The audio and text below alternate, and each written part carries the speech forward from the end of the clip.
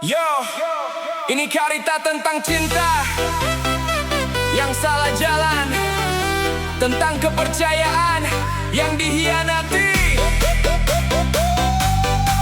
Hey yo, 1, 2, 3, let's go.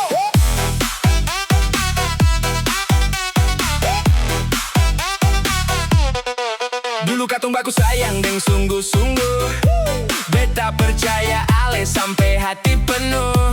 Tapi satu hari semua berubah, ada orang ketiga datang bikin susah.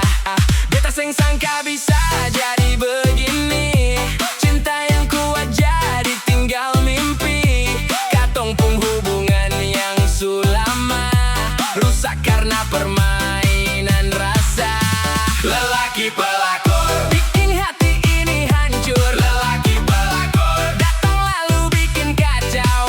Tapi beta seng mau jatuh lama, beta bangkit jalani hidup baru saja. Lelaki pelakor biarlah itu jadi pelajaran. Ale pun janji dulu manis sekali, tapi akhirnya tinggal cerita basi. Beta lihat semua deng mata sendiri, hati sakit tapi harus terima ini. Kawan bilang jangan terus menangis, hidup masih panjang jangan habis. Kalau cinta memang seng berjodoh, lebih baik ikhlas walau susah sungguh.